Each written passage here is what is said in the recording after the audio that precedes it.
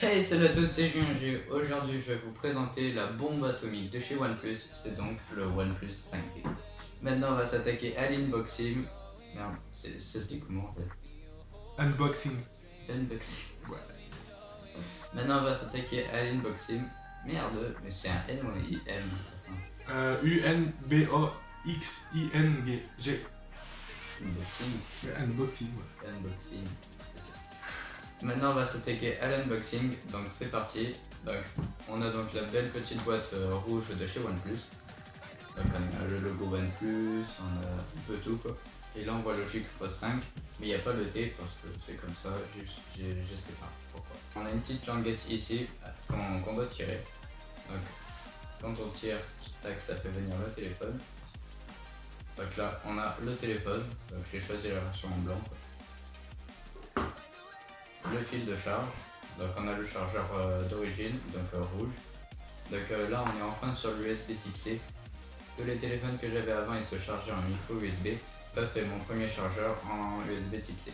On a ici le chargeur de chez OnePlus, donc qui est capable de charger le téléphone de 0 à 60% en une demi-heure. C'est assez rapide, je vous laisse imaginer un peu la chose. Et donc à l'intérieur du socle du téléphone, on a un petit endroit pour l'ouvrir. On tire sur la coque. Et on arrive donc sur le manuel d'utilisation, donc ici, toute une galère qu'on s'en fout un peu. On a la petite pointe pour le tiroir SIM. On a le petit truc comme chez Apple, on a le petit autocollant OnePlus avec des petites inscriptions. Donc c'est assez pas mal, c'est cool. Et donc encore une autre notice. Mais bon ça on s'en fout. Et ici une belle coque en silicone, donc, que je ne mettrai jamais parce que j'ai acheté une coque largement plus solide. Mais bon, c'est déjà super bien qu'ils aient pensé à ça dans la boîte. Et maintenant on va passer à la présentation de cette bombe atomique. On va commencer donc par les mesures. On a une hauteur de 15,61 cm sur une largeur de 7,5 cm, une épaisseur de 0,73 mm, donc je vous laisse imaginer que c'est très fin, sur un poids de 162 grammes. Qui est assez correct pour un téléphone. Maintenant je vais vous parler des caractéristiques techniques de ce téléphone. Au moment où je vous parle on est sur une version d'Android 9. On est sur un processeur Snapdragon 835. On n'a pas la possibilité de rajouter de la mémoire extensible parce qu'on a déjà 128 Go donc c'est assez bien. Mais bon, on ne peut pas rajouter de carte SD, c'est comme ça. Et on peut rien y faire. On a 8 Go de RAM, donc on peut faire beaucoup de jeux, on peut faire des trucs vraiment pas mal avec cette. On a donc 8 Go de RAM, donc on peut faire vraiment beaucoup de trucs. On peut installer Fortnite, PUBG, tous les jeux gourmands, ça passe. Donc pour ceux qui font le gaming, je vous le conseille, c'est une bombe atomique pour ça. Donc comme je vous l'ai dit tout à l'heure, on a une capacité de mémoire 128 Go. On peut mettre double micro SIM. Pour l'écran, on est sur une technologie AMOLED sur 6,01 pouces.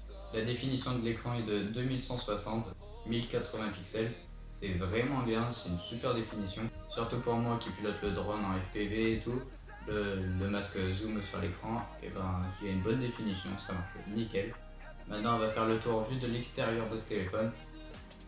Donc on a l'écran comme je vous ai dit de 6,01 pouces.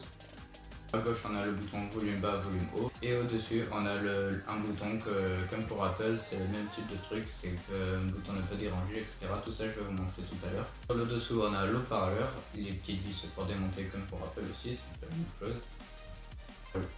Le chargeur USB type C, un petit micro et la prise jack qui est encore conservée sur ce type d'appareil, donc c'est vraiment bien. Sur le côté droit on a donc le bouton power et le tiroir SIM, donc SIM, micro SIM, etc. Sur le dessus il n'y a rien du tout. À l'arrière on a un capteur d'empreinte digitale qui est super rapide. On a un capteur photo de 20 mégapixels, à côté on a un capteur de photo de 16 mégapixels. À côté on a le micro et à côté encore on a le flash, donc ça vous savez un peu. Et dessous on a le logo OnePlus. On a la reconnaissance faciale donc qui marche vraiment bien, c'est ultra rapide. C'est ultra rapide d'ailleurs, je vais vous montrer. Voilà, il se déverrouille super vite. Dès qu'on appuie sur le bouton, tac, ça se déverrouille, vraiment super. Là j'ai installé plein de jeux, donc des jeux ça ils bouffent énormément. Et ben ça, si le tel est encore ultra rapide, il est vraiment bien.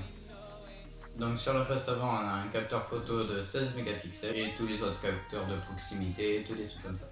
Et en bas, c'est pas comme le OnePlus 5 normal, parce que là, il n'y a plus le bouton, il n'y a plus le capteur d'empreinte ici, maintenant il est passé derrière. Maintenant, on a un écran, un super écran tout lisse et tout, c'est vraiment super bien.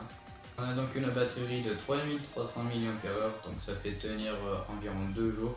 Si vraiment on l'utilise normalement, donc quelques jeux sans utiliser énormément le wifi, faire des photos, envoyer des messages, passer des appels, des trucs comme ça. Avec une utilisation à peu près normale. Et moi j'arrive à tenir 2 jours, donc c'est vraiment un super truc. Et donc bien sûr la batterie n'est pas amovible comme tous les nouveaux téléphones, la batterie ne bouge pas, elle est collée, elle bouge pas. Donc maintenant pour le bouton que je vous ai parlé tout à l'heure, donc là si on est vers le bas on est en mode sonnerie, si on le met au coin du milieu on est en mode vibration, et si on le met comme ça, si on le met vers le haut, on est en mode ne pas déranger, donc silencieux, etc. Et donc si on le met vers le bas, tac, on est en mode normal. C'est à peu près comme Apple, que Apple tac on fait vers qu'Apple tac on fait comme ça fait plus de bruit du tout, tac on est comme ça, voilà. C'est un peu le même principe et c'est vraiment pas mal pour si on veut faire du gaming et tout, tac on fait comme ça, on s'embête pas et voilà. L'écran aussi il envoie énormément. Si tac je mets la luminosité à fond, là vous pouvez voir que il envoie super bien. Si vous avez le soleil qui tape derrière, que là vous avez pas de point d'ombre, tac vous mettez la luminosité à fond, c'est vraiment super bien. D'ailleurs je vais vous faire des parties de Fortnite, donc ce sera sur ce téléphone. Donc si vous êtes intéressé par Fortnite aussi, tac vous vous abonnez, comme ça fait plaisir. Comme ça vous allez pouvoir voir mes premières vidéos sur Fortnite. Donc niveau appareil photo, c'est vraiment super qualité, je suis vraiment bluffé par cette qualité. Donc on a la possibilité de faire des modes portrait. Donc, niveau photo, il fait des vraiment super belles photos. Et niveau vidéo, c'est dommage un peu, ça zoome un tout petit peu sur l'écran. Du coup c'est un peu dommage, mais bon. C'est pas ça qui va gâcher le téléphone. Donc voilà, si vous voulez en savoir plus sur ce téléphone, que vous voulez l'acheter, etc. Parce que là j'ai vraiment dit la base, j'ai presque rien dit là-dessus. Donc voilà, on arrive à la fin de la vidéo, donc n'hésitez pas à liker, mettre des commentaires et vous abonner surtout. Et à partager. Je vais vous faire une vidéo spéciale 150 abonnés. Comme ça, voilà.